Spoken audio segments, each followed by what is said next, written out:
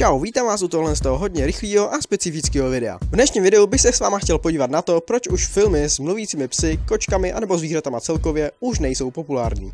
Vsadím se, že každý z nás aspoň jednou v životě viděl nějaký film s mluvícími zvířaty. Ať už to jsou filmy jako Dr. Dolittle, Garfield, Super Pes jako Kočky a psy, Chihuahua z Beverly Hills, Marmaduke, Scooby-Doo a mnoho dalších. No a určitě nejsem jediný, kdo si všiml prostě toho, že tyhle filmy už nejsou populární jako kdysi. Všechny tyhle filmy, co jsem teď vyjmenoval, většinou byly z takového toho roku 2000 až 2010. No a v tu dobu tyhle filmy, kde prostě zvířata mluví jakože se CGI pusou, aby to vypadalo jakože mluví jako lidi, tak v tu dobu prostě byli fakt úspěšní. A to jak u kritiků, tak dokonce i komerčně. Prostě některé filmy se zaplatily dokonce 4krát. Třeba takový film Chihuahua z Beverly Hills. Film z roku 2008. Podle mě všichni ten film musíte znát. Je to přece film od Disney a i dnes je příběh Chihuahy Chloe fakt docela sranda koukat. No a teď se podržte, ten film se zaplatil 7,5krát. Film stál $20 milionů a vydělal přibližně $150 milionů. Což je úplně krásný příklad toho, že filmy tohle z toho jakože žánru byly prostě cool. A to jsem řekl jenom jeden film, kdyby jsem jich měl vyjmenovat všechny, tak tohle video má klidně i 20 minut. No a dnes v dnešní době takovýhle filmy prakticky už nevidíme. A když už takový film vyjde, tak je to většinou prostě úplný propadák.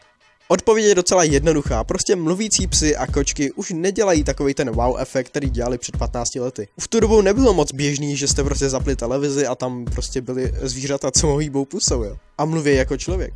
V tu dobu bylo spíš běžný, že se udělal takový jakože voice over přes toho psa nebo kočku, aby to vypadalo, že mluví. Něco jako neuvěřitelná cesta. So, don't worry. I'm worried. They'll stop, right, Shadow? They wouldn't leave without us. Well, just to be safe, I think.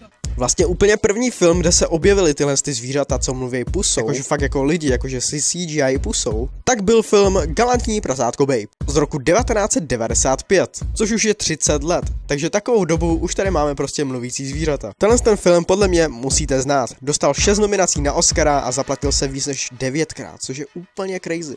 No a podle toho, co jsem se dočetl na internetu, je to opravdu první film, kde se mluví pusou, jako se CGI pusou, chápeš, že mluví jako lidi. Někteří to dokonce považovali za revoluci, což je jako docela bizár, jo, protože tohle je dneska jako běžný. Jenže v tu dobu bylo CGI úplně prostě v plenkách. Prostě to byla úplná novinka a lidi to považovali za průlomový, že vidějí prostě zvíře, který mluví, jakože jako člověk. A nejenom to, ono mělo dokonce i výrazy. Samozřejmě nejsem starý jako ten film, jo, ten film je o 11 let starší než já. Takže konečná odpověď je ta, že to prostě už nedělá wow efekt.